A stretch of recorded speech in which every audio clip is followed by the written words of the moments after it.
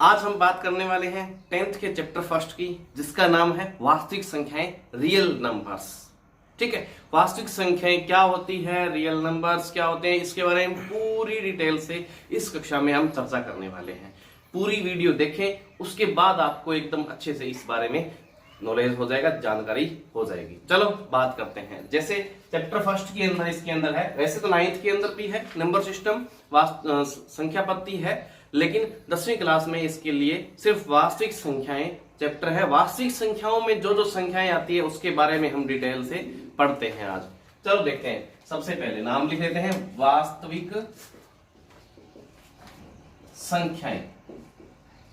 अब बात करते हैं भाई, ये वास्तविक संख्याएं हैं, जो ये रियल नंबर्स है, ये क्या होते हैं, कहां से आए, कैसे बने, ठीक है, इसके लिए बात करते हैं। देखो, सबसे पहले नॉर्मल छोटी सी बात कर लेते हैं। एक वास्तविक संख्याएं और एक दूसरी कौन सी, एक अगर वास्तव में है वो वाली, या फिर दूसरी काल्पनिक संख्या होंगी, काल्पनिक संख्या, कोई दूसरी काल्पनिक संख्या हो जाएगी जिनकी कल्पना कर सकते हैं। ठीक है, दो प्रकार की संख्याएं हो जाएगी। ठीक है, चलो आगे बात करते हैं।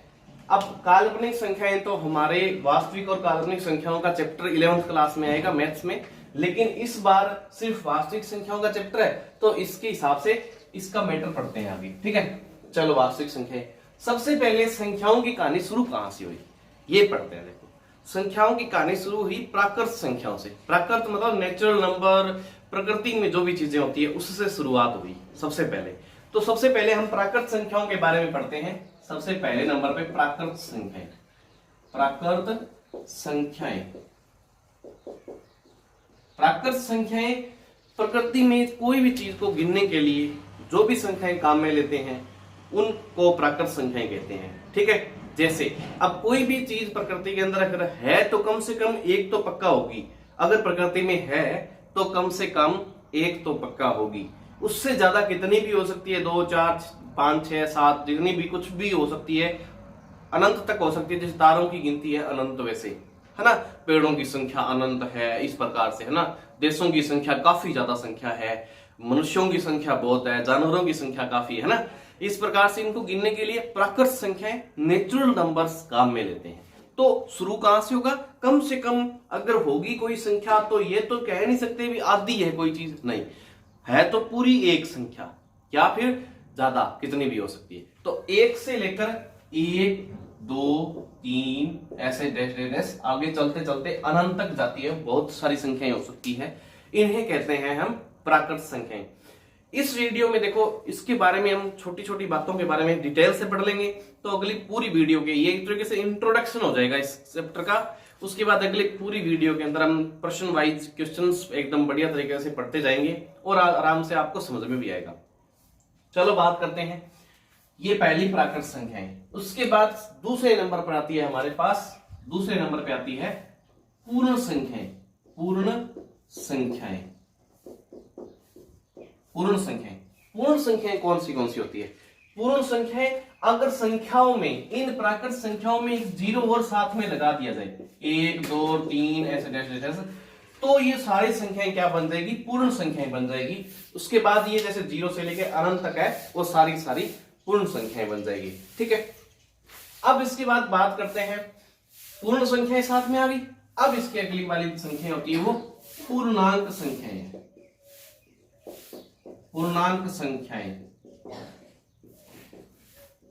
संख्याएं जो है, अब जब पूर्ण अंक मतलब पूरे के पूरे अंक जो दिखते हैं ना हमारे पास, जितने भी दिखने में अंक आते हैं वो सारे के सारे पूर्णांक मान लेते हैं एक बार। जैसे देखो, 0 आएगा, 1, 2, 3 ऐसे जैसे ये इधर चलती जाएगी, प्लस में साथ ही साथ माइनस वाली भी संख्या इसके अंदर आएगी, -3 ऐसे डेश, ये माइनस वाली भी आएगी, प्लस वाली भी आएगी। पूर्णांक संख्याओं में माइनस और प्लस वाली सारी साथ में आ जाएगी।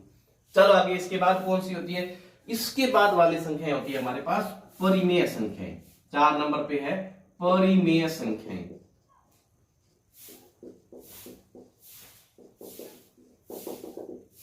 परिमेय संख्याएं, जो परिमेय संख्याएं हैं उनमें कौन सी संख्याएं आएगी, अब तक की देखो जितनी भी हमने संख्याएं पढ़ ली, पहले प्राकृत संख्या पढ़ी, उसके अंदर पहले 1 से लेके अनंत तक था 1 2 3 4, फिर 0 जोड़ दिया उसमें, साथ में 0 और फिर सारे साथ में आ जाएगी, फिर वो 0 वाली संख्या उतनी तो थी ही और माइनस वाली और जोड़ दी तो ये आ गई।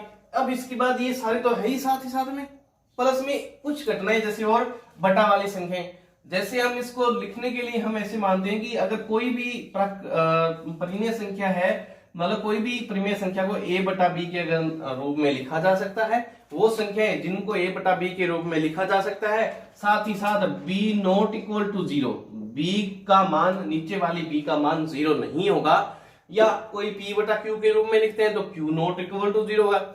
इन संख्याओं को क्या कहते हैं, मतलब परिमेय संख्या कहते हैं। ठीक है, चलो बात करते हैं। जैसे अब सर कि आपने बोला कि प्राकृत संख्याएं, पूर्ण संख्याएं और पूर्णांक संख्याएं परिमेय संख्या होती है, मतलब ये तीनों इसके अंदर आती है, तो इस तरीके से इनको कैसे लिखा जा सकता है। मान लेते हैं हमें 2 को लिखना है तो 2 बटा 1 लिख दिया, ये पूरा 2 है, इसलिए ये क्या बन गया, है तो ये पूर्ण संख्या भी, लेकिन इसको परिमेय संख्या भी बोल सकते हैं। ठीक है, इस तरीके से आगे और पढ़ते हैं, इसके बारे में डिटेल से पढ़ते हैं। जैसे इसे एग्जाम्पल देखते हैं, देखो अपन इसके एग्जाम्पल देखते हैं, ये सारे की सारी संख्या तो इसके साथ में आई जाएगी, प्लस में इसके साथ कोई भी बटे वाली संख्या 1 बटा 2 3 बटा 5 कुछ भी, सारे की सारे बटे वाली संख्याएं इस प्रकार से आती जाएगी। ठीक है, और डिटेल से पढ़ेंगे, और डिटेल से इसके बारे में बात करेंगे अभी, लेकिन थोड़ा सा एक और नाम पढ़ लेते हैं।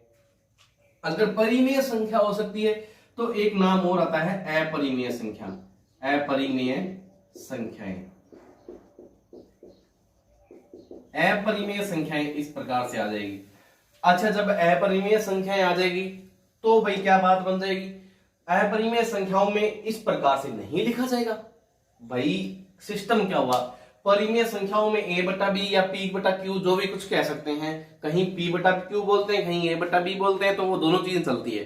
ठीक है, कोई भी संख्याओं को बटा के रूप में लिखा जा सकता है, वो परिमेय संख्या है। तो जिनको बटा के रूप में नहीं लिखा जा सकता वो अपरिमेय संख्या है। बटा के रूप में नहीं लिखी जाने वाली ऐसी कौन सी संख्याएं होती है जिनको बटा के रूप में नहीं लिख सकते, जिनको मतलब जिनको बटा के रूप में नहीं लिख सकते। जैसे अब √3 का मान कभी आपने देखा है, √3 का मान 1.732 ऐसे डेस्टिनेशन से आगे चलता जाता है, ये अनंत तक चलता है, बहुत आगे तक, इसलिए इसको बटा के रूप में तो कभी लिखा ही नहीं जा सकता।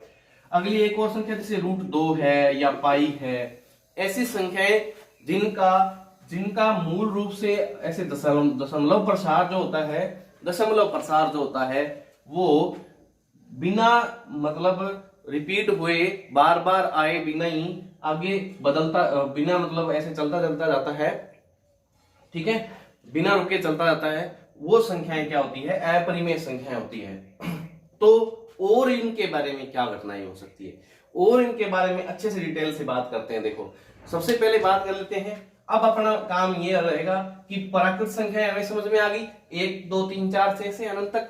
दूसरी संख्या पूर्ण संख्या हमें समझ में आ गई 0 1 2 3 आगे अनंत तक। चलो उसके बाद पूर्णांक संख्या समझ में आ गई, ये माइनस वाली भी साथ में आ जाएगी।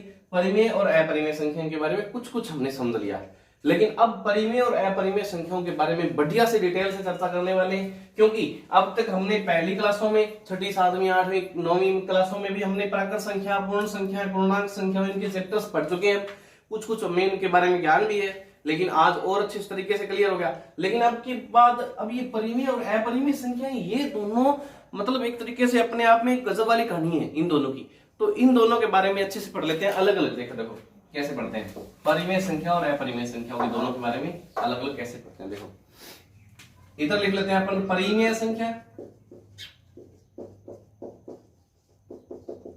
और इधर लिख देते हैं अपन अपरिमेय संख्याएं, दोनों लिख लेते हैं, दोनों साइड। परिमेय संख्या जिनको a बटा b के रूप में लिखा जा सकता है, इनको a बटा b के रूप में नहीं लिखा जा सकता।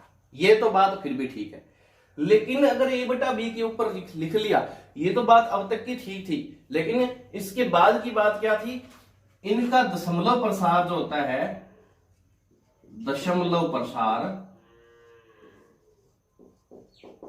इनका दशमलव प्रसार जो होता है वो अशांत या शांत दोनों स्थितियों में होता है। शांत लिख लेते हैं, शांत, एक बार एक शांत लिख देते हैं, इनका शांत और इनका दशमलव प्रसार अशांत। तो सर अशांत, इनका भी शांत अशांत हो सकता है या फिर इनका भी अशांत हो सकता है। देखो परिमेय संख्या का दशमलव प्रसार शांत या अशांत दोनों ही हो सकते हैं और इनका केवल अशांत हो सकता है। तो सर तब कैसे पता लगाए कि जब अशांत कोई आ जाए दशमलव प्रसार और इधर भी अशांत है इधर भी अशांत है, कोई संख्या ऐसी आ जाए भी दशमलव प्रसार उसका अशांत है, दोनों का ही, दोनों तरफ से ही दिख रहा है, तब कैसे पता चले भी ये अपरिमेय संख्या है या परिमेय संख्या है। तो इसके बारे में अच्छे से बात करते हैं। देखो कैसे भाई, अगर अशांत है और वो किस प्रकार से है, अशांत है और बार बार वही संख्या आ रही है, जैसे एस अंत आवर्तित बोलते हैं, आवर्तित, अशांत आवर्तित है ना, तो वो क्या हो जाएगी, परिमेय संख्या हो जाएगी। आवर्तित के बारे में अभी पढ़ लेते हैं, समझ लेते हैं। और अशांत अनावर्तित है, अनावर्तित है तो क्या हो जाएगा, अपरिमेय संख्या है। आवर्तित या अनावर्तित ये रिपीटिंग और नॉन रिपीटिंग वाली कहानी है, रिपीटिंग और नॉन रिपीटिंग। कभी कभी कैसा होता है कि जैसे 1.34 3 4 ऐसे संख्या देखने को मिलती है, तो 3 4 फिर बार बार ऐसे आता जाएगा, ये बोलता है, इसको बोलते हैं रिपीटिंग। ये संख्याएं होती है परिमेय संख्याएं। इसके अलावा कभी कभी ऐसा होता है कि मान लेते हैं 1.3 4 5 6 8 3 5 7 ऐसी संख्याएं आ जाए जिनमें अनावर्तित हो, नॉन रिपीटिंग हो, रिपीट नहीं हो रही संख्या, पॉइंट के बाद में सेम चीज रिपीट नहीं हो रही, बार बार नहीं है, जैसे इसमें 3 4 3 4 3 4 रिपीट हो रही है बार बार, मतलब बदल के वापिस वही चीज आ रही है सेम की सेम, इसको बोलते हैं आवर्तित। अगर कभी शांत हो, जैसे 1.5 1.4 5 7 8, यहां पर लास्ट बस खत्म हो गया, ये शांत हो गई और ये अशांत हो गई। कभी शांत हो तो भी परिमेय संख्या, अशांत हो लेकिन आवर्तित हो, बार बार यही रिपीट हो रहा है, तो ये भी क्या हो जाएगी, परिमेय संख्या। लेकिन ऐसी घटनाएं जिसमें आवर्तित ना हो, अनावर्तित हो जाए, बार बार घटनाएं सेम नहीं आए, बदल के रंग आए, तो ये बन जाएगी, क्या बन जाएगी, अपरिमेय संख्याएं। इतनी सिंपल घटनाएं, लेकिन और इसके बारे में डिटेल से हम चर्चा करेंगे चैप्टर के अंदर, बढ़िया तरीके से डिटेल से चर्चा करेंगे, समझ में आएगा अच्छे से। ओके, और अगली क्लास में मिलते हैं आपसे।